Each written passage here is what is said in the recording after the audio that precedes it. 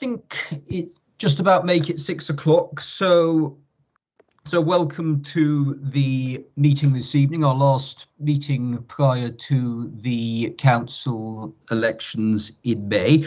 Could I remind all participants that this meeting will be recorded and copy archived for future viewing? Could all participants please mute themselves when not speaking in order to avoid any background noise or feedback when other participants are speaking? If a participant wishes to speak, can they please put their hand up if they can be seen on screen, or use the raise hand or chat functions? If any participant has difficulty hearing or being heard when they are addressing the committee, then they should let either myself as chairman or the democratic officer know. If you have a webcam, then please try turning this off, as this will help with broadband or Wi-Fi bandwidth, so at least that you can be heard and can hear the meeting. If I could welcome everybody to the meeting this evening, and before I start, if I could make a couple of announcements. First of all, I would like to wish Carolyn Michael all the best for the future. This will be Carolyn's last meeting, so I would like to place on the record my thanks, and I'm sure the whole committee will echo those thanks and appreciation for all her hard work and dedication over the years. Similarly, this will also be Paul Lewis's last meeting as our lay member. Paul has served us for 2 terms now, I think. So again, could we please thank Paul for his 10 years service on the committee, thank him for all of his inputs and contributions over those years, and good luck to Paul for the future. Furthermore, just to make everybody aware, in case you weren't already aware of this, we have now successfully appointed 3 new lay members to the committee who will serve from after the council elections on May the 5th. These new members are Gareth Chapman, Nigel Ireland and Matthew Evans, so I'm sure we will all join me in extending a very warm welcome to them and wish them good luck for their future work on this committee, and I'm sure each of them will make valuable contributions. And finally, as I alluded to earlier, the final meeting in April has been cancelled, so this will be my last meeting as the chairman before a lay member will take up the position post-May. So could I thank you all for your hard work and efforts, both the members of the committee, the officers, members of the public who may have engaged with the committee over that period, and especially thanks to Gareth, who has done a fantastic job as our principal officer on this committee. So thank you to you all. And if we move on to the first agenda item then, and I am going to move the order around a bit if that's okay, and take Mark Thomas's reports first, because I think that Joan has to leave us to get to another commitment. So we will start with the progress against the annual internal audit plan before considering the draft counter fraud policies. I'm assuming before I do that, though, we will need to take apologies for absence and declarations of interest. So if we take those first, and then we'll move on to those items. Councillor Wilson. Yeah, I'd like to Pam Drake send her apologies. OK, thank you for that, Councillor Wilson. Do we have any declarations of interest? Sorry, Chair, can I just interject there? We do have apologies from Paul Lewis and Councillor Jane Norman as well. Thank you. OK, thank you for that, Gareth. If we move on to apologies for absence then. No, not apologies, sorry, declarations of interest. Sorry, Chair, it's the minutes of the previous meeting. Of course, yes. I'm happy to propose. Does anybody have any questions or comments in relation to the minutes? Councillor Wilson? I'm happy to second the minutes. OK, I don't see any dissent or objection, so I think we can take that as the minutes are agreed. So if we move on to declarations of interest, do we have any declarations of interest? I don't see any, so if we start then with the progress against the annual internal audit plan. Thank you, Chair, and I appreciate you moving us up the agenda. Good evening, everyone. I'm Joan Davis, Deputy Head of the Regional Internal Audit Service. I'd like to talk you through the progress that has been made against the Internal Audit Plan for the period 1st of April to the 14th of February 2022, which is attached at Appendix A of the report. You are familiar with this format, which details the status of each planned review, the audit opinion, and the number of any high, medium, or low priority recommendations made to improve the control environment. You can see that as at the 14th of February, 29 audits have been completed, and 24 of these have resulted in an audit opinion being provided. A further 4 audits have been completed and the draft reports have been issued. A total of 16 audits are currently ongoing and a further 6 have been allocated. Based on the assessment of the strengths and weaknesses of the areas examined through testing, an audit opinion of substantial assurance has been given to 2 completed audits and an opinion of reasonable assurance to 16. 6 completed audits have been given an audit opinion of limited. That is, only limited assurance can be placed on the current system of internal control. Details on 4 of these have previously been reported to this committee, so the explanations for the additional 2 audits, Ysgol Gymraeg Bro-Mechanic Stock Control and the Payment Card Industry's Data Security Standards, are detailed within the report. In both instances, recommendations made have been agreed and follow-up audits will be planned to ensure progress has been made. Appendix A also identifies that a total of 3 high priority, 52 medium priority and 66 low priority recommendations have been made to improve the control environment. The high priority recommendations were in respect of the limited opinion audit reports, and progress will be reviewed in the planned follow-up audits. The implementation of the other recommendations are monitored to ensure that progress is made throughout the year. Appendix A also illustrates that there are some items included on the plan which have yet to be allocated. Some of these, such as risk management and project management, will be covered within the scope of other audits to allow some assurance to be given. In addition, as service areas are under pressure, agreement has been reached that 3 planned audits will be deferred. These and any other audits that remain unallocated by the year end will be included within the risk assessment process for the 2022-23 audit plan. Despite the fact that some audit areas may not be covered by the year end, it is felt that there will be enough coverage for the Head of Internal Audit to provide an audit opinion on the adequacy and effectiveness of the Council's framework of governance, risk management and internal control for 2021-22. I'm happy to take any questions.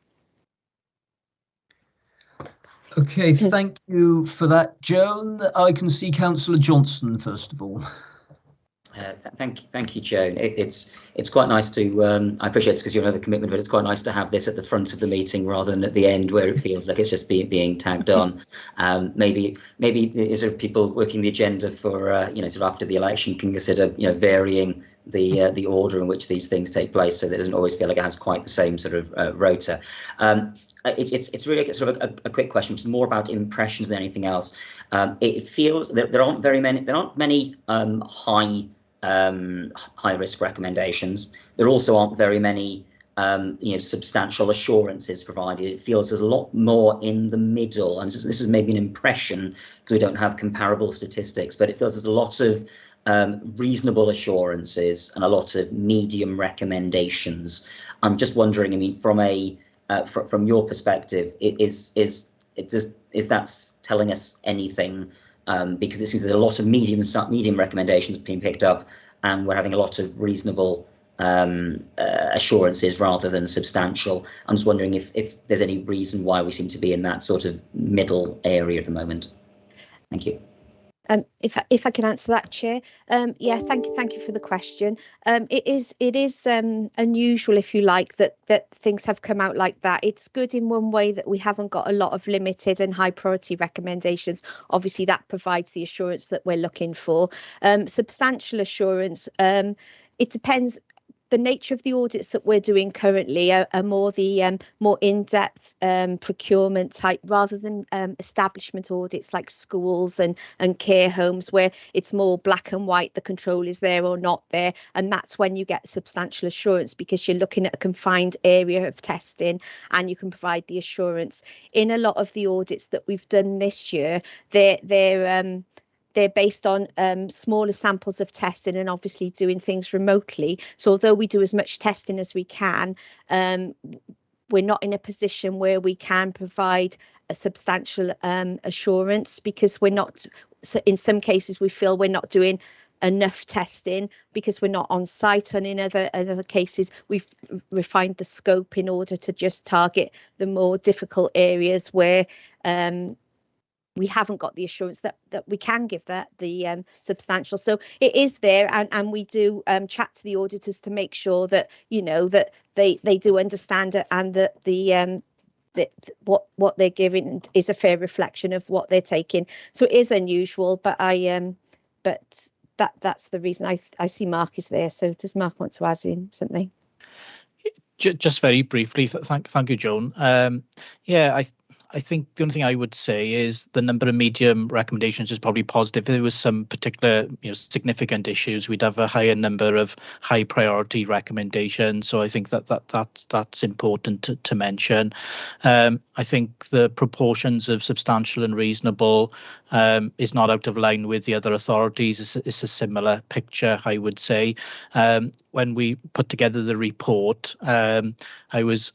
I say surprised when you see the number of limited opinions. Is 6 there? I think it is. I think 6 in total. Did have a look at those and say, well, is that telling us anything? A bit in line with your question, Councillor Johnson. But when you look at the ones that we've given a limited opinion, they're quite varied in terms of the nature of them. They're quite sort of they are very varied, and some of them are quite peculiar as well. They're sort of one-offs, I would suggest, because sometimes when you see a number of limited opinions, it does make you think about, well, is it telling us something? Is it indicative of a particular picture? But I don't think it is. I think it's just the nature of some of the audits that we've done and the circumstances of some of them. So I don't think, in other words, I suppose, just to summarise, supporting what Jonah says, but I don't think it is telling us anything sort of untoward or flagging anything up of particular concern. Okay, thank you for that. Councillor Wilson. Thank you very much, Chair. Yeah, I'll just reference to the commentary, and also it's in the Appendix A regarding Ascot McGonagh and the iPads. And I'm just wondering, perhaps, does the authority, named the council, basically give guidance to schools or other bodies about how to do proper stock takes, and also about, making sure that things are constantly monitored and checked? Often I'm just wondering, what do we do? Yeah, thank you for the question. If I can answer that, we do send out regular annual self-assessment questionnaires to schools, and there is a section called inventory. So there it outlines to them what the control is expected and suggests ways that they can keep that inventory. In respect of this, where an issue has been highlighted, the auditor has worked very closely with the school, and we've made recommendations and for them to improve what was going on there, and we've had a lot of dialogue with them, and we've gone in and we've tested since. So yes, annually they get a reminder of what we expect, and then obviously our door's always open if they want to contact us for any additional support. Thank you very much. Thank you. Okay, thank you. Do we have any other questions or comments? I can't see anybody, so if we note the content of the report and the progress made as per the recommendations, obviously note all of the comments that Councillor Johnson and Councillor Wilson raised as well. I don't see any dissent, so I think we can agree that unanimously and move on to the draft counter fraud policy. Okay, thank you, Chair. I'll take the members through this report, if that's okay. Just to start off by really saying one of the core functions of an effective governance and audit committee is to consider the effectiveness of the council's risk management arrangements, control environment, and associated anti-fraud and corruption policies. The council's updated counter-fraud strategy and framework was considered by this committee on the 13th of December, so the last meeting. Key policies such as the anti-fraud, bribery and corruption policy, anti-money laundering policy, and an anti-tax evasion policy have been updated to sit alongside this strategy. These will be used to assist in driving the commitment to developing a culture of honesty, integrity, and opposition to fraud, corruption, and bribery. So that's the background and the summary. There's two recommendations for the committee to consider a bit later on. But essentially, this covering report refers to Appendix A, B and C, which contains the three policies that I've just referred to above. Under the section of the report, Key Issues for Consideration, it gives a brief summary of the content of the three policies that have been referred to. So they are meant to sit alongside the strategy that came to the committee at the last meeting. And really what we're looking for is for members to give any comments and give any feedback or any suggestions on those policies before they are presented to Cabinet for approval. So yeah, so the detail is in there, that the full policies, the draft policies are in Appendix A, B and C, as I say. So happy to take questions. Okay, thank you for that. Do we have any questions or comments from members? Councillor Johnson. Thanks for that, Mark. I mean, as with any development of new policies or adaptation of them, I mean, I always sort of queer. I appreciate the purpose of bringing them to the Governance and Audit Committee, but it always sometimes feels a bit odd to be considered the expert on this, or being asked to comment in the position of an expert. I suppose my question on this really is where else do these policies go for expert interrogation and ensure assurance that they are appropriate and in line with with the current standards, etc. Is it, because it seems that it feels a little bit like it's being developed internally, comes to us, goes to Cabinet, but I appreciate reporting to this committee is an important part of the process, but I would very much hesitate to suggest that I'm an expert on money laundering and bribery and corruption practices and regulations. So I'm just wondering where else this goes for confirmation purposes and assurances. Okay, yeah, thank you, Councillor Johnson. The sound dropped out slightly, so I think I caught most of what you said. In common with all the authorities really that we cover, these sorts of things tend to go to the Governance and Audit Committee. Really, it's about sense checking and getting members' views on anything that doesn't look quite right, or not so much from an expert perspective, because we get these policies from best practice from different organisations and different bodies.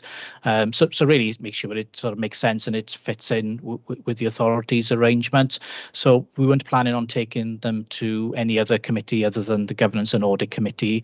It was really to do as I outlined before taking them to Cabinet, rather than the other way around, because I always think that it's far better to have input from the Governance and Audit Committee before they're approved as council policy, rather than the other way around. So that's the reason for us bringing it here. But it's obviously we don't expect all members to be experts on these areas. They are very technical, and a lot of it is based on legislation and requirements laid down in legislation.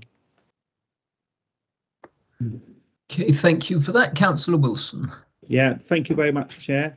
Obviously, with those policies, I would have thought the regime is going to get even stronger and tougher, bearing in mind what's going on elsewhere in Europe at the moment, and clearly, we need to be really stringent. But the question I was going to ask is, have we consulted with relevant trade unions over this as well?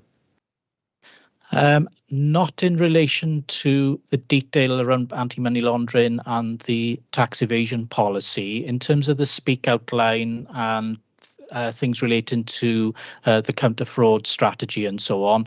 My understanding is colleagues in HR have consulted with trade unions on that and the whistleblowing arrangements and so on, because they're an important feature to allow members of staff to raise concerns, generally not about just in relation to fraud, but anything that they feel needs to be raised in terms of how the organisation is operating. So my understanding there's been input from trade unions on that basis. Yeah, can I just respond, Chair, if that's okay? Can I thank you very much for that, Mark? I'm just obviously concerned it's important to protect members if they obviously see any wrongdoing, and obviously the whistleblowing policy is paramount to this. So, I mean, we want to have an open culture where people feel free to report such things. And I think that's absolutely vital, and they know where to go. So will this be available on StaffNet after this? Thank you. Yes, once the policies have been approved by Cabinet, they'll be placed on StaffNet. And one of the things to mention, I think we referred to it earlier, and it's somewhere in this report in terms of the whistleblowing policy and the speak out line, that was soft launched in December. But one of the things we've flagged up with colleagues in HR is that it needs to be raised into the profile needs to be raised. So we're looking at how to promote that more widely, using it with colleagues in communications to actually promote the existence of the speak out line. And obviously, as I said, it's not just about fraud, it's a raising about any concerns and staff feeling protected in being able to raise concerns in a confidential manner. Thank you very much. Thanks. Okay, thank you for that. Do we have any other questions or comments? I don't see any, so I think the comments that have been made by members will be referred to Cabinet. Another point I would make, obviously, once the policy is adopted, this committee will still have a role in its oversight. So however this committee may be composed post May the 5th, we will have a role. So if things don't work or we think that things needed to be added or taken out, obviously the new committee will be in a position to make recommendations on that. If we move on to the recommendations before us this evening, then we have two. The first is to note the draft counter-fraud policies, and the second is for our comments to be referred on. I don't see any dissent, so I think we can all agree that one unanimously as well. Before we move on, I understand that Joan has another engagement she needs to get to, so please feel free to leave at this point, Joan, and may I also take the opportunity to thank you for all of the work that you've done during my time on the committee. Thank you very much. Thank you. If we move on then and back up the agenda to item 4, which is a reference that is the audit of the Vale of Glamorgan's Council's assessment of the 2020-2021 performance and progress against external regulatory recommendations and proposals for improvement, and that reference comes from Cabinet, and I think Tom is going to take this one for us. Yes, thank you, Chair, and thank you for delivering the title of this, because it's quite a mouthful. This is a report in two parts, I suppose. The Appendix A, as you said, is the Auditor General's Certificate of Compliance for 2020-21. That's a requirement under the local government measure to ascertain whether, in setting our improvement objectives, which we do through the Improvement Plan Part 1, or the Annual Delivery Plan as we now refer to it, whether we comply with those requirements. And in the Auditor General's issuing of the Certificate of Compliance, he has confirmed that the Council has met the duties under that part of the legislation. So Appendix A is presented to you this evening, Chair, for the committee to consider and note the content of the appendix in order that your committee is able to provide oversight of the regulatory regime. And the second part is the regulatory report and recommendation tracking. This is the process, as committee will be aware, that we adopt through the Insight Tracker. So on a monthly basis, any proposals for improvement or recommendations that are made by colleagues in Audit Wales are subject to that monthly monitoring and oversight. And at Appendix B, you've got the December 2021 tracker, which is outlining our progress against those. Despite the significant challenges over the past year, positive progress has been made in those regulatory improvement areas. 11 of the 46 actions on the tracker are completed as at December 2021. 30 of the tracker references relate to local regulatory proposals. 6 of those have been completed, with 24 remaining work in progress. The remaining 16 actions on the tracker relate to national regulatory recommendations and improvement proposals. 5 of those have been completed, with work progressing on the remaining actions. Again, this is presented to you, Chair, in order that the committee is able to see the way that the Council is responding to those regulatory recommendations and proposals for improvement, and to provide your committee with oversight of that process. So this evening, this reference is being presented for your consideration, with any views and comments then going back to Cabinet.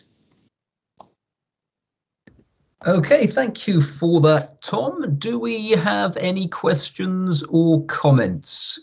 I can see Councillor Johnson first of all. Thank you, Tom. Obviously, this is the 2020 to 21 report, isn't it? So it's the challenge is, I think, in understanding what the situation was at the end of 21 and where we are now, which is obviously near the end of 2022. I see in particular there are 2 red flags on the list, and there are a number of ambers which are delayed due to COVID. I'm just wondering if you just to clarify, I'm sure it's in the detail, if you just clarify whether that's those are still reds and ambers at this point in time, or whether there's been any change. So obviously we're also a few months on since this went to Cabinet. Thank you. Of course, thank you, Councillor Johnson, and you're right, there is the challenge of the fluidity across multiple years. So the proposals for improvement and any regulatory recommendations remain on the tracker until they are completed and embedded. So that does mean sometimes that they span multiple financial years, and then therefore they are covered by several certificates of compliance, if you like. What I can do, with your permission, Chair and Councillor Johnson, is the Insight Board is meeting on the 24th of March, which will have the latest position of those particular proposals for improvement. So what I can do is I'll circulate via Democratic Services tomorrow the February statements, and I can also then circulate again on the 24th of March when the Insight Board has met to review them, so that you can see the progress against those. But I'll focus in on the 2 red areas and obviously any amber ones, and just show you the trajectory in terms of whether those have moved on or whether they're remaining as amber or red. Okay, thank you for that. Do we have any other questions or comments? No, I can't see anybody, so thank you for that. Obviously, this is a reference from Cabinet, so if we note the report and the comments from members, and if we move on to item 5, which is the annual audit summary for 2021. Great, thanks, Chair. Good evening, everyone. I'll briefly take you through the annual audit summary. It is essentially self-explanatory. There's a key fact section at the start about the council and the area, and then there's a section setting out a reminder of the Auditor General's statutory duties.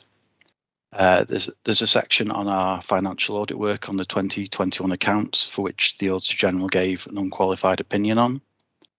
The next section covers our national work done in response to the pandemic. Then there's a section on local work and refers to us issuing the certificate on the Council's 2021 performance assessment, our financial sustainability report, which you've previously seen, and a section on the recovery planning work that we did in 2021 as well. There's a summary of the third sector partnership working report, which has been to scrutiny, is on the agenda later this evening as well. The annual audit summary then refers briefly to the work of CIW and Estin. It references a couple of relevant national and local government reports that we've done since our last annual audit summary, one on discretionary services and one on regenerating town centres. The final section just recaps what work we had planned for 21-22. Outputs that will be finalised in due course are a report on our assurance and risk assessment work, which will come to GAC post-election.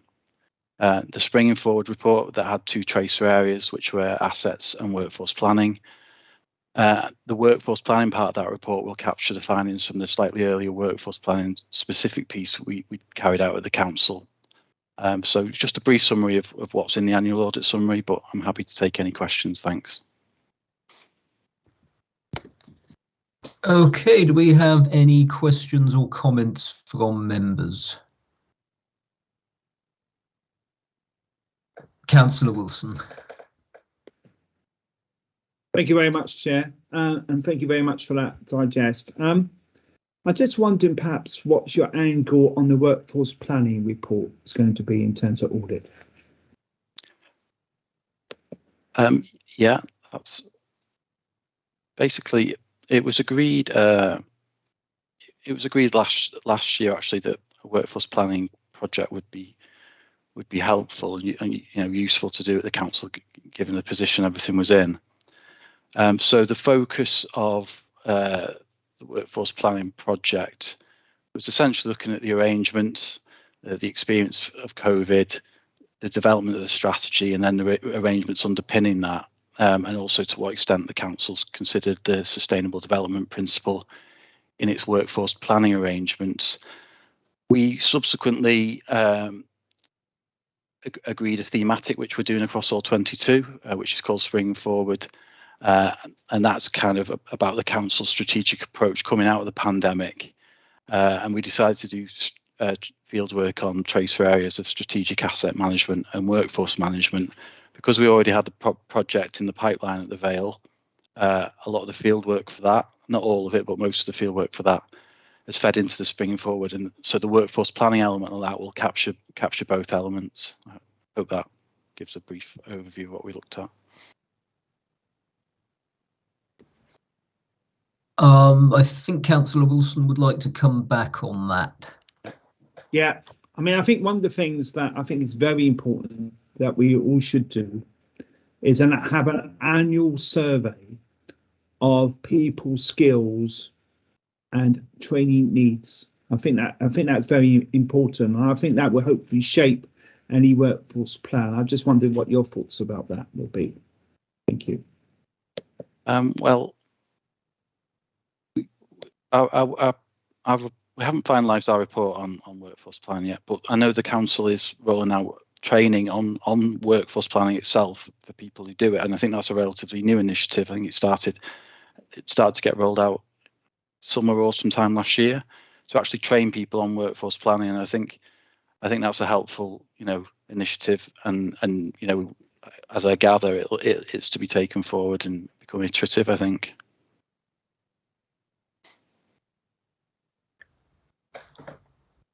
Okay, are there any other questions or comments? I don't see anybody, so if we note the report then and move on to the the proposed introduction of a non-Treasury Service investment strategy, the Investment and Growth Fund, again a reference from Cabinet. And I think we've got Gemma for that one. Yeah, hello, good evening. This report sets out the council's ambition to establish a non-Treasury Service investment fund, and this is designed to address some of the opportunities that are identified in the council's recovery strategy. In terms of establishing a recovery type fund, I think that approach has been relatively popular across some English authorities, and we've seen councils closer to the home, such as Monmouthshire and Cardiff, establishing investment type funds. The objectives of the fund would be to support innovative businesses, support economic regeneration, capital programme investment and focus on green jobs and infrastructure. And there are some examples of the type of scheme that we would progress in paragraph 2.3 of the report. Some of these are preventing local market failure, renewable energy schemes and use of council land for environmental and green infrastructure. It's thought that this kind of approach could also complement applications to grant funds such as the Levelling Up Fund. It's envisaged that the fund would be approximately 12 million. So that would be 2 million of reserves with a further 200,000 ring fenced for due diligence costs and £10 million of PWLB loans. And the type of intervention could be loans, investment in assets, disposal of council assets or acquisition of new assets. And these schemes could be relatively straightforward and the type of scheme that the council has experience of, or slightly more complex kind of equity models that are similar to the approach that's been adopted for some of the city deal investments. And obviously where these approaches are more complex, we would need to make sure that we were getting the correct level of expertise in to the council, given that we haven't got experience in those types of areas. There are indicative borrowing costs that are included in the appendix between 5 and 30 years. In practice, it's likely that some of the investments that we would be looking to enter into as part of this approach would not repay until we exited the investment. So it might be for those approaches that we needed to apply an interest cover approach and then an MRP provision that's related to the asset life of the scheme, so closer to potentially 50 years.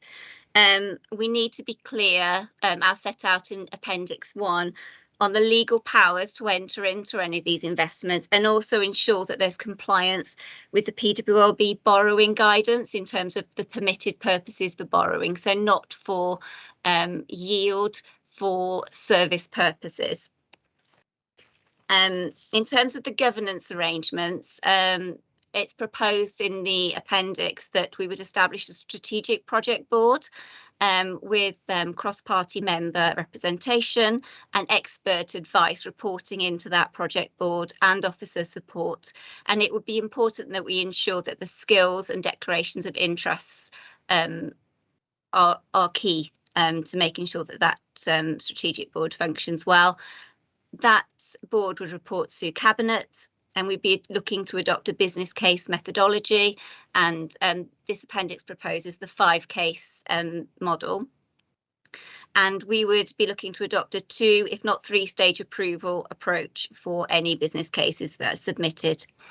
Some further work that we intend to do is to map the criteria that are set out in the report across to the various business cases, so the strategic case or the commercial case or economic case, and set out some broad KPIs that we would be looking to support those assessment criteria.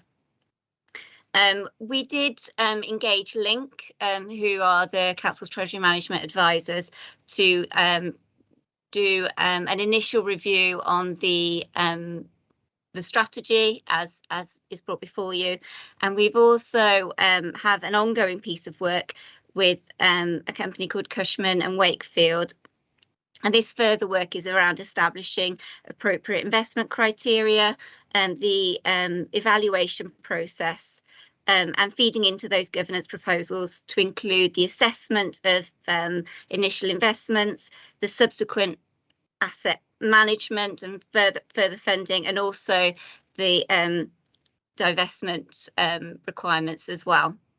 I'm happy to take any questions. Councillor Johnson. Thank you for that, Gemma.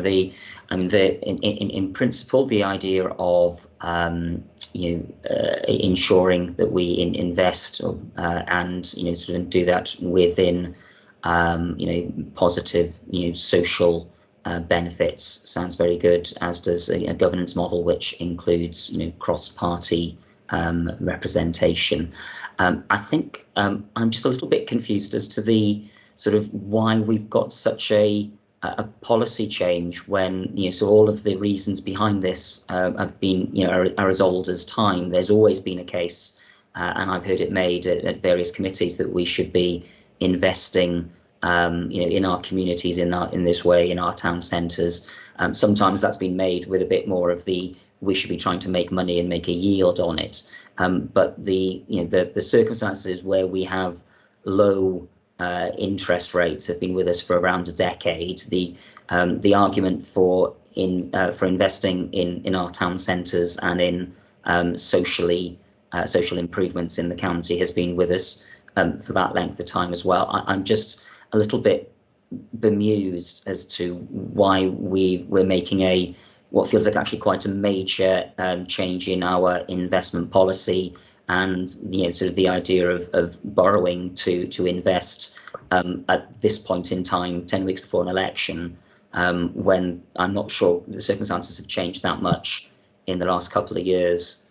So really, I'm just trying to wonder why this is being brought forward now rather than previously, because I don't see what the circumstances have changed so much that this is suddenly being touted as a brand new thing, and we've suddenly realised that we're capable of borrowing £10 million. What's changed? Councillor Johnson, I can certainly give you an initial response on that. So I think, as I said, this proposal has come out of some of the points that were raised as part of the recovery strategy. It has taken some time to be brought forward. Certainly, we started work on this some months ago. It has been delayed by having officer capacity to bring it forward, and it was felt that it sat well with the other budget reports. But I think, as I say, the direction has been led by the opportunities that are identified in the recovery strategy.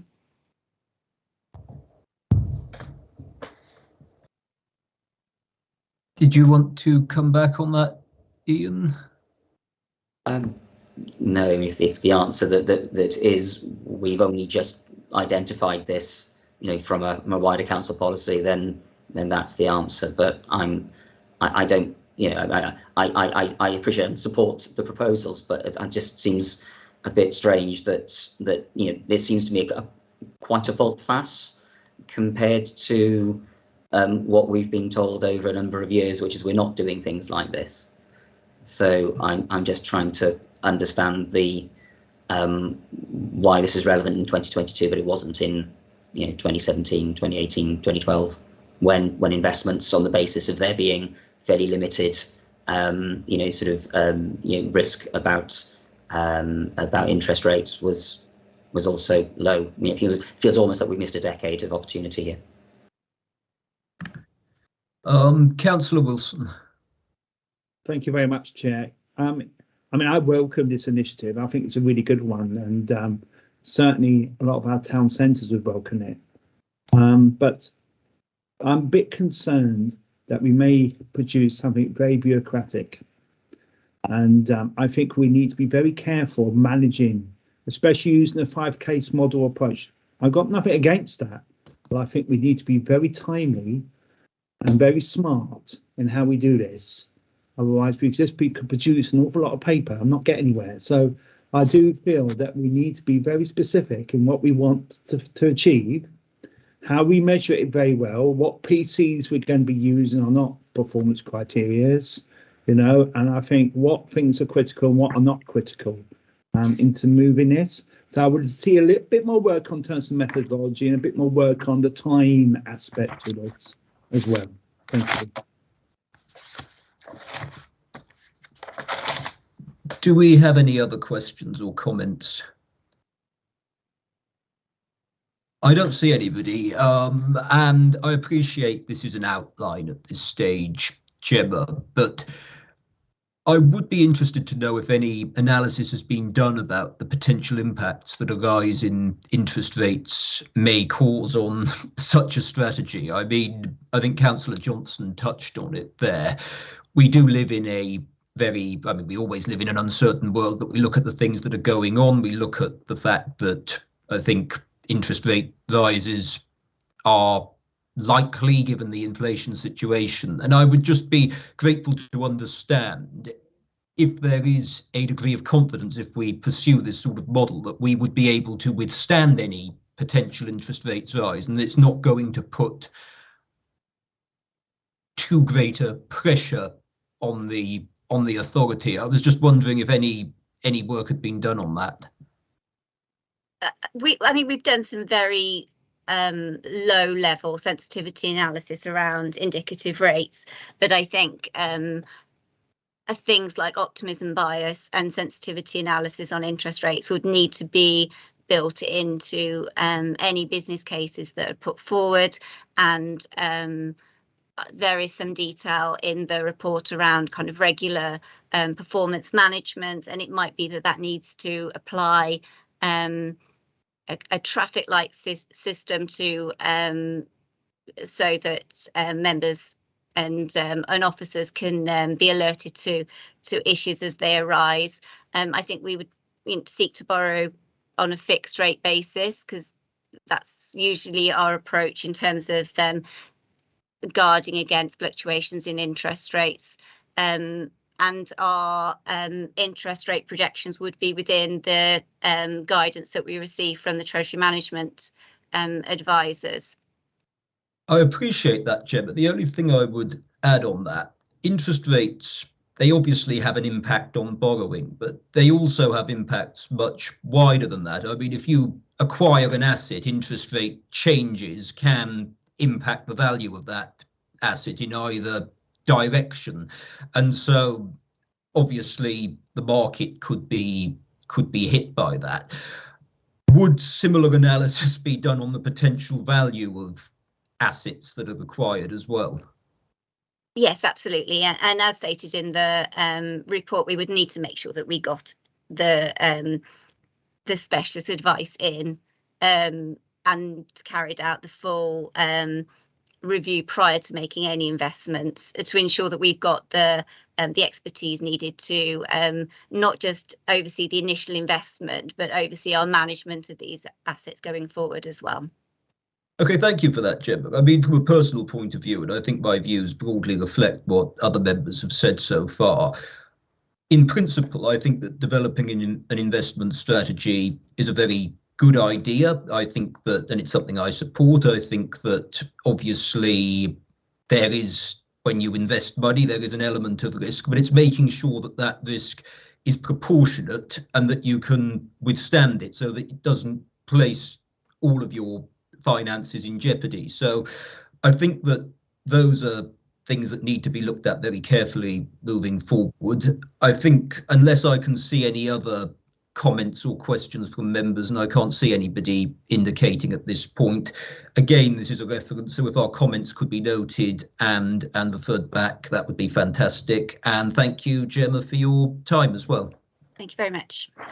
Thank you. And if we move on then to our next item, which is item 7 and the Financial Management Code for 2021-22. And again, that's a reference from Cabinet.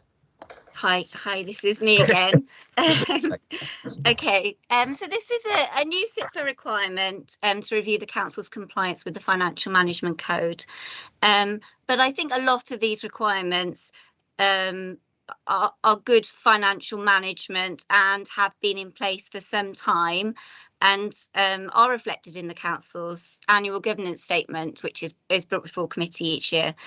So this document brings those requirements together in one place and formalises an annual review of compliance with the Financial Management Code.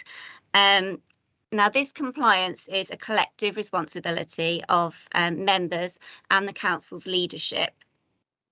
The detail of the document has been reviewed by the senior management team and Cabinet and sets out the current position and also sets out areas where there is future development in terms of regulation and areas where we need to or intend to improve in future years. There are 6 broad principles: organisational leadership, accountability, transparency of financial management, adherence to professional standards, effective use of assurance, and the long-term sustainability being at the heart of financial management. Appendix 1 sets out the financial standards and details and evidences where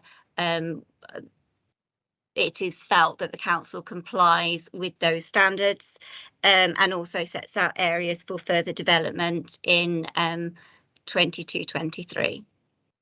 I'm happy to pick up any questions on this as well. Okay, thank you, Gemma. Do we have any questions or comments from members? Councillor Johnson. Just very quickly, Gemma, I think the first item in the report is only a part compliance. I just wonder if you just explain that and the implications of that. Thank you.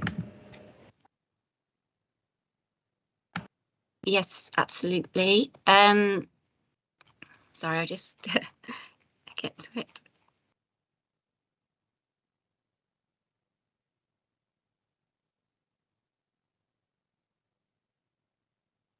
I think it was felt that there was potentially more the council could do and was intending to do to improve its compliance in this area. For instance, it refers to ensuring that the high quality services are aligned to the needs and priorities of the local community, and it outlines some further work that was intended to be carried out to ensure that we align those decisions further with the climate and nature emergency, for instance. So I think because there are a number of areas for development, that is why it has been identified as a partly comply. I think there's also been some work around contract management identified as part of the recent audit reports that could also feed into improving our compliance in this area. Okay, thank you for that. Do we have any? Did you want to come back on that? So back quickly, Chair. Obviously, a lot of some of the other elements of the statement here relating to the Section 151 officer. I think it's, if I'm correct in saying that we've utilised the interim S151 officer for compliance in the role for this year. Is the new Section 151 officer already up to date with all of the requirements for this going forward, or is there a requirement for whether it's training or qualifications to ensure that they're that we remain compliant as we go into the new financial year? Chair, through you, the new Section 151 officer has experience and is currently working in the Section 151 officer role, and therefore will be compliant. Although there may obviously be some, in terms of how the Vale of Glamorgan Council works, there will be, you know, an induction process that will need to be undertaken. Okay, do we have any other questions or comments from members? I don't see anybody, so once again, this is a reference. So if we note the report and refer comments back to Cabinet, and move on to item 8, which is the Audit Wales Third Sector Partnership Working reference from the Voluntary Sector Joint Liaison Committee. And I think we have Tom for this one. Yes, thank you, Chair. As you say, this is a reference from the Voluntary Sector Joint Liaison Committee to your committee. It was referred to that committee by the Corporate Performance and Resources Committee, and that demonstrates the process that I was describing to you earlier, Chair, in terms of how we receive the work of Audit Wales and that we respond to it. And Ian referred to this piece of work under one of the previous items as well. So the report appends the report from Audit Wales on the third sector review. This is a piece of work that we agreed as part of last year's risk assessment and assurance piece of programme of work. It builds on the desire that the council has committed to in terms of our recovery strategy and the reshaping programme to look at the legacy of fail heroes and the extraordinary work that was done by the third sector and voluntary organisations during the pandemic. And it was a piece of work that we were very keen to do collaboratively with Audit Wales and GVS in order to understand how we could develop our relationship from the position of strength that we find ourselves in. The report has 4 proposals for improvement that the council needs to respond to, and they're outlined in the report. It covers some procedural aspects, so consideration of a checklist that Audit Wales produced a number of years ago, which helps the local authority to understand the position that it has with third sector partners. It also proposes that we should, in our review of the compact between this council and GVS, that we should reflect on the work and how we want to incorporate the strategic recovery priorities and how they can guide our relationship with GVS. It suggests that we also need to consider the level of resources and investment that is required to achieve that more collaborative way of working with the third sector, and that should be reflected within our future medium-term financial plans. And the final proposal for improvement is around considering the actions that we need to take to help the third sector to adjust to a more collaborative way of working also. And as is always the case, Chair, through the relevant scrutiny committee, we take a management response.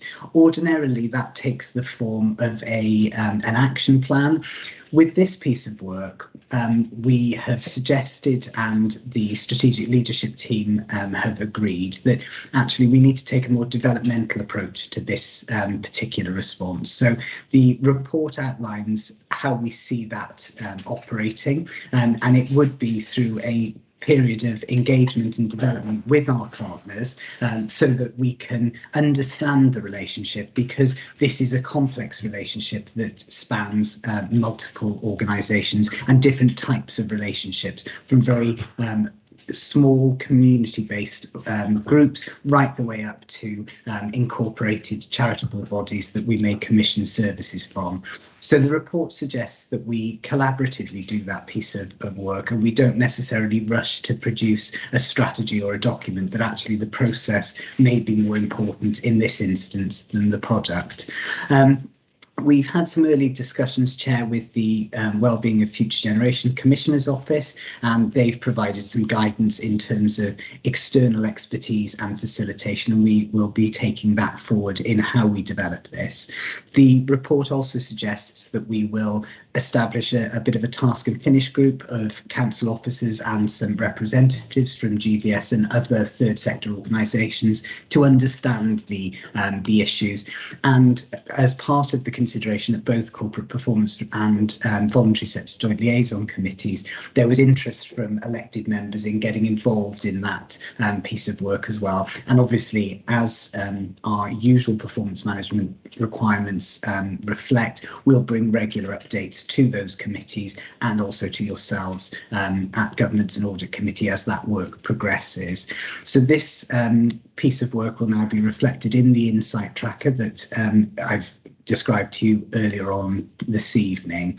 I think the response of both Corporate Performance and Resources and Voluntary Sector Joint Liaison Committee, as I say, welcomed the report, welcomed the commitment to progressing this relationship, and highlighted the fact that there is clear enthusiasm and willingness amongst the sector, and that we should really be looking to capture and harness that for the future.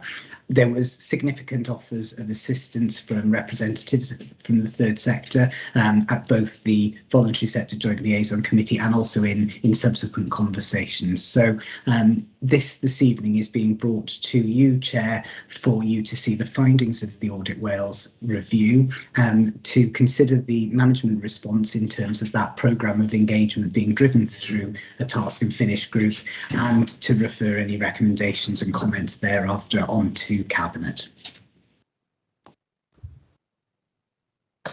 Okay, thank you for that, Tom. Do we have any questions or comments from members?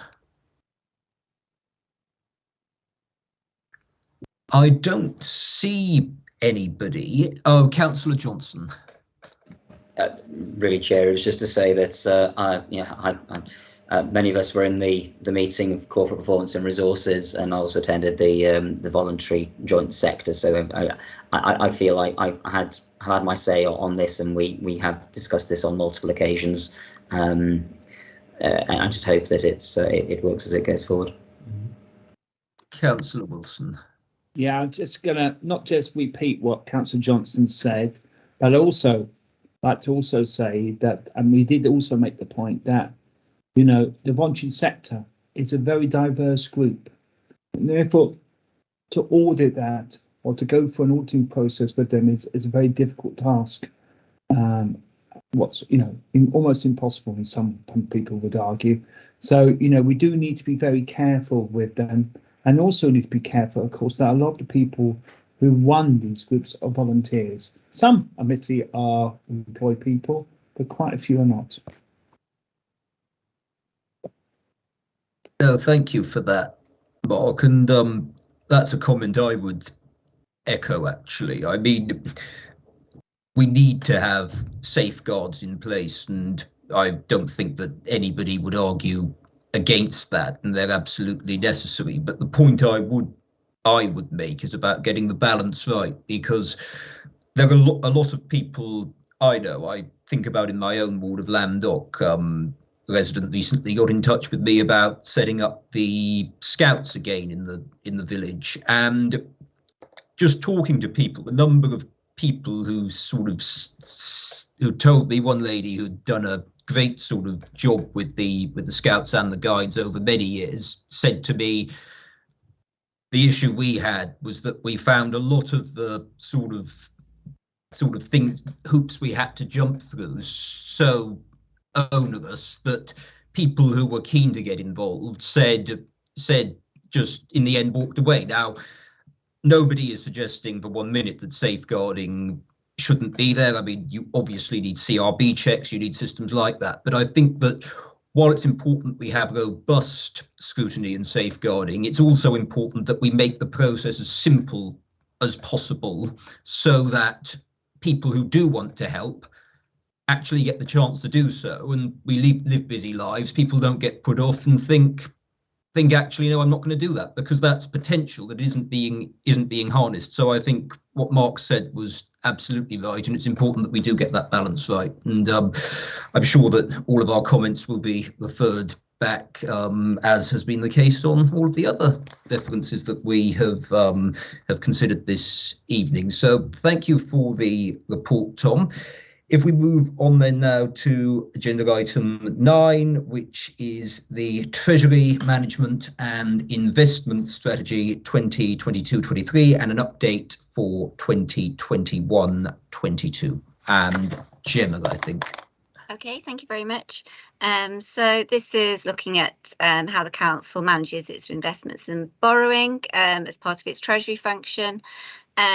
So this report encompasses an update on the council's investment and borrowing to the end of December, sets out the strategy and key performance indicators for 22-23 and the further 2 financial years, and also an MRP policy for 22-23. So there are some key regulatory changes for 22-23, although 22-23 is a transitional year. So we have a new prudential code, code of practice and guidance. We haven't fully implemented for 22-23, but we are adopting the codes and guidance, and we will work towards full implementation for 23-24. An update on IFRS 16. So there is currently a sit for consultation out, which is due to close on the 3rd of March, which is consulting on proposals to delay the implementation of IFRS 16 for a further year. We do not know the outcome of that consultation yet, but we have not reflected the implication, of IFRS 16 in the Treasury Management Strategy. If the implementation is delayed, then we will reflect the implications for 23-24, and if it is not delayed, then we will need to bring a revised Treasury Management Strategy in year. This delay is being proposed around the delay in audit that's a particular issue for English authorities. In terms of an update for 22-23, what we've seen is, again, a position where reserves and balances are higher than we have projected. And this is partly due to slippage on the capital programme and also late receipt of Welsh Government grants. We've had a number of awards in the last couple of months. And this does impact our investment and borrowing position. Returns are low on investments, but they have been increasing since the start of the calendar year. The local authority market has seen a lot of cash. And therefore investments have been difficult to secure with local authorities, but we have been able to secure some Treasury bills with improved rates in recent months, and we're also starting to get some local authority rates, and we're seeing an increase in our money market fund returns and our bank rates as well. In terms of borrowing, I think those of you that are on the training, Adam went into some detail about the need to balance the cost of carry, given those low investment returns with the interest rate risk that we are carrying. And he shared a graph that showed the kind of maturity profile of our investments. I think given the maturity profile and the borrowing projections that we've got in current years, we do still expect to borrow to replace the loans that are maturing in year in 22-23, and that is reflected in the strategy. For 22-23 and beyond, we set a number of performance indicators, which are shown in the strategy and the appendix, and we also restate the performance indicators for 21-22. So those performance indicators include the authorised limit, which is our absolute limit of borrowing that we would never exceed. And also the operational boundary, which is slightly lower limit, but shouldn't ordinarily be exceeded either. Both of those limits, though, ignore the fact that we've chosen to internally borrow. So there is considerable headroom over our current external borrowing and those limits. We also set upper limits for variable and fixed rate debt. And also an upper limit for the sums that we will invest beyond 364 days, which we've set at 10 million, although it should be noted that we currently have no sums invested beyond 364 days. And we also detail a maturity profile in the strategy that we would not exceed. The minimum revenue provision policy is also set out in the report from paragraphs 2.39 onwards. Ordinarily, we adopt the asset life method. So for general fund assets, we use a 40-year proxy for asset life. We do have a change in terms of the HRA minimum revenue provision policy, albeit it doesn't affect the figures dramatically. Historically, we've used a 2% MRP policy, And going forward for any new debt, we will now be using an asset life model, although we are using 50 years. So it doesn't have a dramatic impact on the figures, but it does mean that ultimately that balance is paid off rather than just reducing down to an ever smaller number. Happy to take any questions on the strategy. Do we have any questions or comments from members? Councillor Johnson. Thank you very much, Chair. Thank you, Gemma. It was very interesting, especially for anybody watching on the live stream or recording. Councillors had a training session around treasury management before this meeting took place, which is very interesting, very helpful. I think there's probably a couple of queries just I wanted to just pick up on, maybe clarify is probably a better phrase rather than question. So on the one hand, we are looking at a substantial increase in the capital financing requirements over coming years. The overwhelming majority of that money is going into the housing revenue account, so that's our 30-year housing programme. So there's an increase in borrowing, but largely that's accounted for through house building, where there's a flow of revenue which will pay for that over the asset life, I assume, and with smaller amounts of additional borrowing going into the school building programme, which has got a new name that I can't remember without looking at a different screen. Sustainable communities, isn't it, or something like that? For learning, yeah. And also city deal projections, which is something that's a little bit more nebulous because it's not dealt with transparently within our council structure. So that's the increase for the capital financing requirement there. I think probably the question that naturally comes to mind is that although this is a regularly updated strategy, we have seen some quite seismic shocks in recent times, not least the current level of inflation, which is likely to be maintained as a result of other external affairs. I'm just wondering, sort of how that gets managed in terms of the next few months, and what changes do or don't get made, because we've had a relative, it feels, you're saying there's been a long period of time where there's been quite low interest rates, but we're now moving into a period where actually we're going to have quite a number of our loans reach maturity and will potentially be at risk of higher interest rates or higher when being renewed at higher interest rates, which might not look as good a few years down the line afterwards. I mean, you can see things that were clearly done when the market was a lot higher, the interest rate was a lot higher in the 70s and 80s, and we're still paying off for those at 4 or 5%, which is far higher than we might have been if we'd been picking these up in the last couple of years. So I'm just thinking about, any comments on how that will be dealt with as we go forward. Thank you. Well, certainly. I mean, I think your comments about the interest rate risk are really valid and something that we're very aware of, and we are speaking to Adam, our treasury management advisor, on an almost daily, if not weekly basis at the moment, trying to keep an eye on borrowing rates, because our intention is to eat into that sum to a certain extent in year. As you will see in terms of those capital financing requirement projections, those sums of borrowing can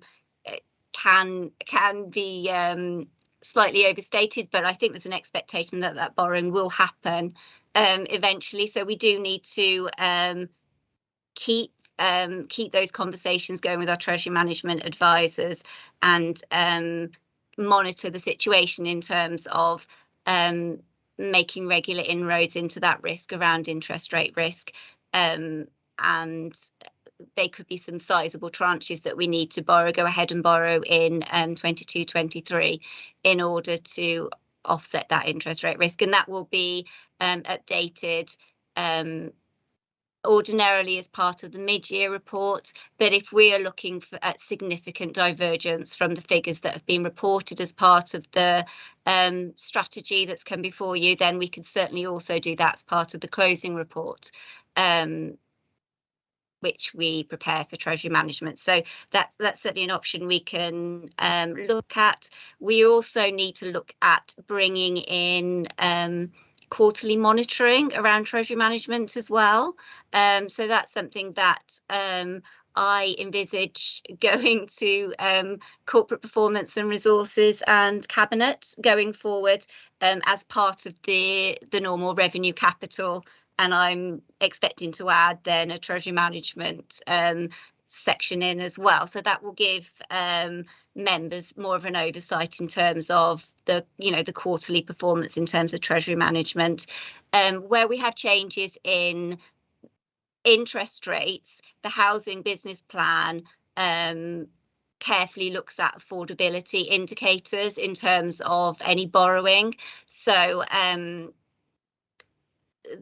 for instance, when the housing business plan is being prepared, the accountant who's preparing that will liaise with the treasury management section to get the relevant interest rates and minimum revenue provision figures to feed into the affordability indicators in the housing business plan.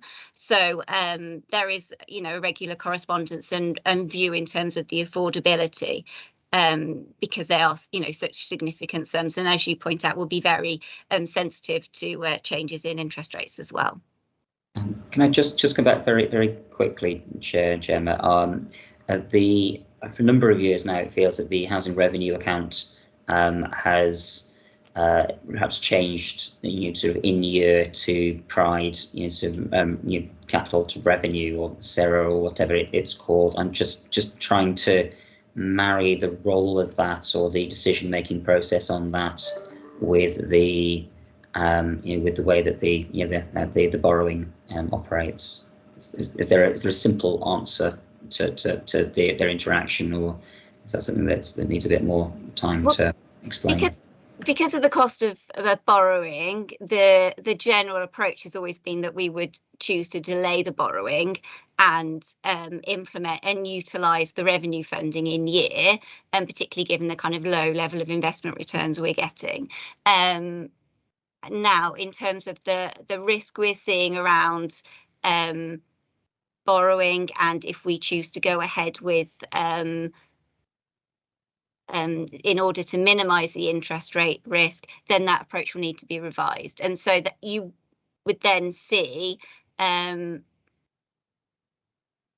suppose, a different kind of outturn position for HRA going forward. So I think historically we've adopted an approach where we would always push that borrowing back into the next financial year or further along into the business plan, but that will need to be thought about going forward in order to mitigate that interest rate risk.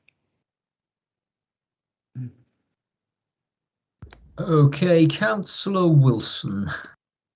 Yeah, thank you very much, Chair. Thank you for that, Gemma. I mean, I think we are very uncertain times, but I mean, if we look at the analysis at the moment, interest rates are going north, inflation is going north, money, relatively speaking, is relatively cheap. And the last time I remember this, I wasn't very old, but I do remember the 70s. And clearly, when we had inflation around 25% in the mid-1970s, and that was partly brought on, not entirely, but partly brought on by people borrowing money, at fairly low interest rates, relatively speaking, to the inflation rate. And that did cause real problems longer term for the economy. And certainly, in terms of any investment strategy, one thing that you could always think about is when you borrow and when you save, you have two different policies. One, certainly, if you save money, you really want to have a variable rate, especially when interest rates are going up so quickly. But of course, when you want to borrow money, you want to fix the rate as long as you can, to see how long you can. And of course, we need to be rethinking the investment strategy. And I think you're right. I think having quarterly reports and constantly and going to corporate resources, I totally concur and totally agree. I think that's the right strategy. And I think we need to be looking at this perhaps even more than quarterly at the moment, perhaps every month even, perhaps at the moment, given the dynamic circumstances in which we're in. Thank you. Did you want to address any of Councillor Wilson's points, Gemma? No, I mean, I think I agree. I agree with his points. I think we do need regular oversight, and so we will make sure that those monitoring reports are implemented from 22-23, and we accept. I mean, this is the approach we're adopting. So, as outlined in the strategy, investments we keep relatively short, given that we're trying to see where interest rates are going to go, and we would seek to borrow on a fixed basis for 40 to 50 years. Thank you for that, Gemma. I don't remember the 1970s, but but I'm certainly not looking at the potential direction of interest rates with a happy face. Let's put it like that. But and I think I made that clear on an earlier item. So, do we have any other questions or comments from members? I don't see anybody. We do have 3 recommendations on this item, so if we go through them, the first one is to endorse the interim report for the period 1st of April to the 31st of December. Do we have a seconder for that? I'll propose. I think Councillor Wilson has raised his hand. I assume that means he's seconding. Yes. So unless he says otherwise, I'll take that as second. Can we all agree that? I don't see any dissent, so I will take that as agreed. On to the second recommendation, that is to endorse the policy for minimum revenue provision in 2022-23. Again, unless I hear otherwise, I will assume that Councillor Wilson's raised hand is to second that recommendation, so I'll propose. And I don't see any dissent, so I'll take that as endorsed. And on the third recommendation, then, we obviously have a series of specific resolutions with permission, given the amount that's on the page. Unless people would like me to read them out, I'm happy to take them as read. And I think that I see Councillor Wilson nodding there. So will you nod to second the recommendation as well? I think so. So I'll propose and second, and I don't see any dissent once again, so I'll take the proposed 2022-23 Treasury Management and Investment Strategy has been endorsed, including the specific resolutions detailed below and in Appendix 1, and they're all in the papers for anybody watching online who may wish to refer to those. So that's that report done then, and if we move on to... Chair, there is a 4th recommendation in the report. I am dreadfully sorry. That's what you have when you have so much written on the page. The 4th recommendation then is that the formal adoption of the new SIPFA 2021 edition of the Prudential Code, together with the Treasury Management in the Public Services Code of Practice and cross-sectoral guidance notes, be endorsed. I think Councillor Wilson is seconding again. Yes, I'll propose, and I don't see any dissent. So that's that recommendation endorsed as well. And now we can move on to item 10, which is our final item this evening, the Corporate Risk Register Q3 update. Thank you very much indeed, Chair. So yes, this is the Corporate Risk Register as at Q3, and this is being brought to your committee as we always do for your consideration, and thereafter consideration by Cabinet of any of your views as well. In response to feedback from your committee, Chair, we've sought to provide some more contemporary updates within the covering report relating to coronavirus as at the time that the report was produced. And obviously, if members would like any further updates on that, I can undertake to provide them to you.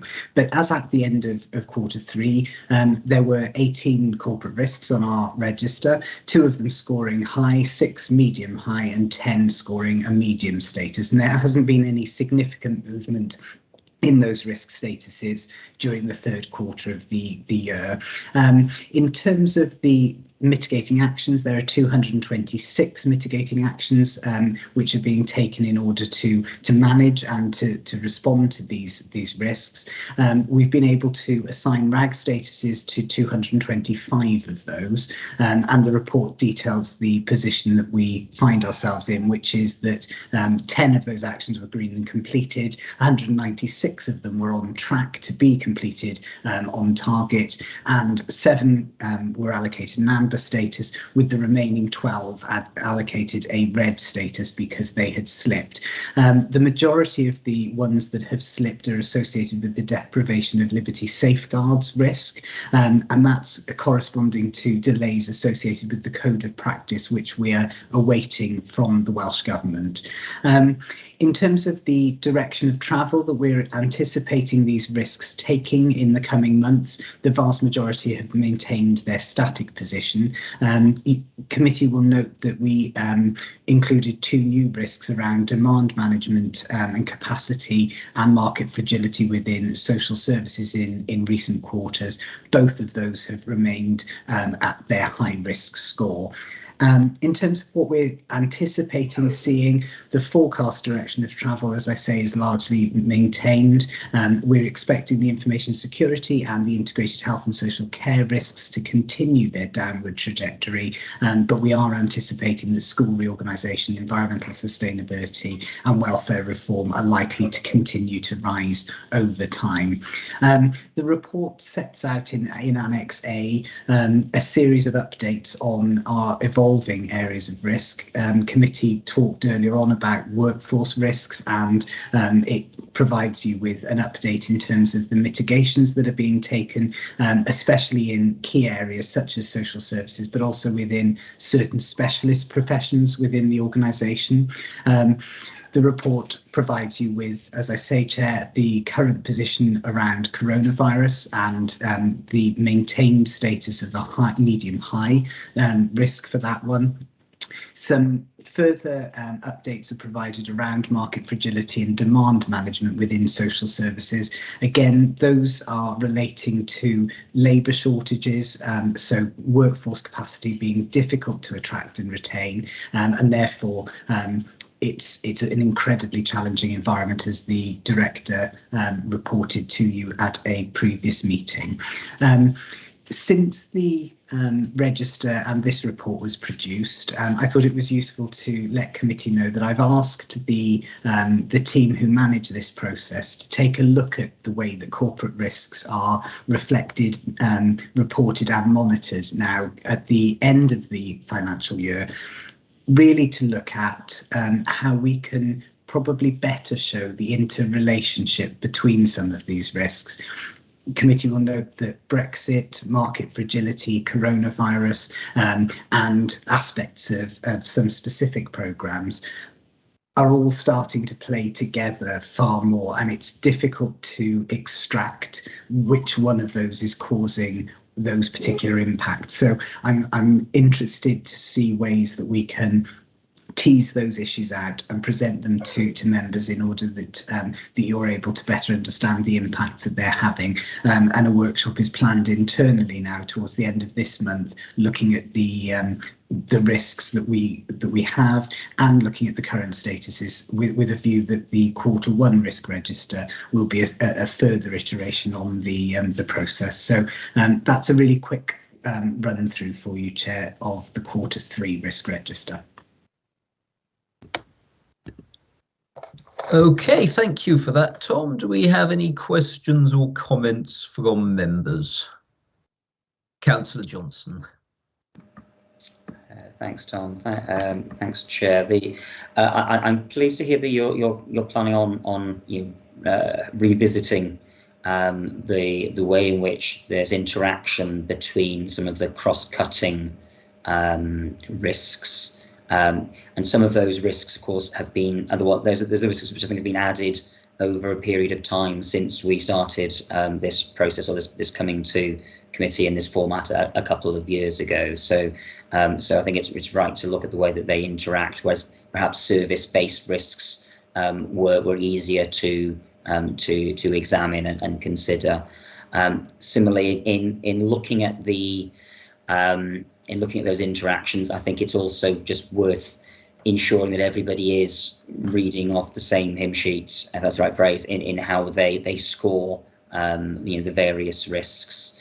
It's one of the, I think it's always interesting that the likelihood element is one which I remember we did question when we were a couple of years ago, when DOLS was, deprivation of liberty safeguards, was consistently coming out at the top of our risk. We were saying, well, is that really, I was asking the question, is that really the biggest single thing that affects this council?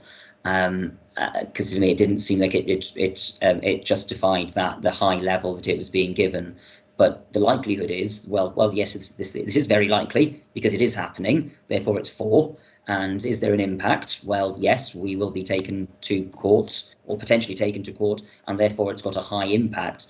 But that's not necessarily the same as services collapsing around us, which is a potential of things going completely wrong. So I think it's just when you look at the I think I appreciate that the Director of Social Services was at the last meeting, and some of us had to leave for other commitments. But I think it is a wider question about that market fragility, etc., and the sort of likelihood and impacts, and is that the high worst thing that can happen to the council, and if it is, then we need to be considering what our wider options are, because I don't think that's been flagged up within the corporate risk register, but I'm not hearing or seeing it in other places. If this is a problem, then where's the cabinet reports that really put this front and centre of what the council needs to be doing? So I don't see that there needs to be a clear correlation, I think, between what's being flagged up in these risk registers and how the council's operating. Thanks, Tom. Thank you, Councillor Johnson. The issue that you raised around the comparability of the cross-cutting risks and service specific risks is actually what has prompted the call to have a bit of a look at the way that we're doing this, because I think one example on the register is around welfare reform, and that was originally, I think, introduced as a result of the potential risk and impact on the organisation from the introduction of universal credit and the transfer of funding and staffing to the DWP. But what it's done is morph, I think, over time into reflecting some of the deprivation, poverty, cost of living issues. So I think there's an opportunity for us to look at aggregating some of those risks so that you're seeing them a bit more holistically in terms of the register. And I'll take away the point around how do we distinguish between very specific risks that are risks like deprivation of liberty safeguards to a particular service and therefore onto the council, and how do you compare those then with issues such as environmental sustainability and how we need to reflect decarbonisation and climate change? And it is a tricky balance, but I can assure committee that in terms of a sort of moderation process, once individual risk owners have reviewed each of those 18 risks, we do then undertake some moderation, both as a performance team, then via the strategic leadership team and the insight board, so that there is some of that internal challenge, but I think we need to articulate how that happens possibly a little bit better. So no, thank you for that. Councillor Wilson. Yeah, thank you very much. And I note the number of pages, almost 300 on this.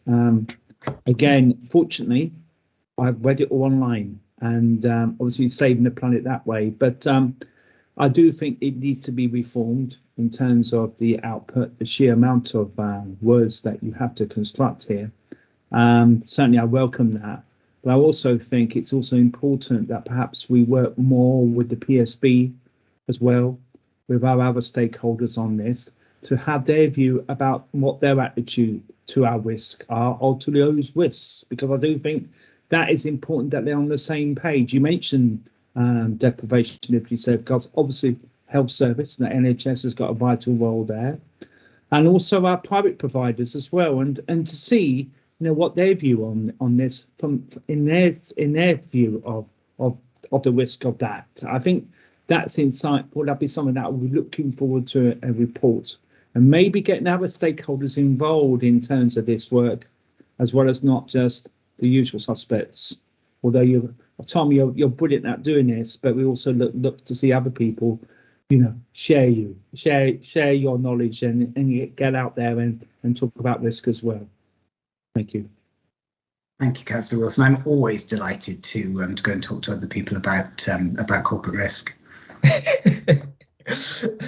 Okay, thank you. Do we have any other questions or comments from members?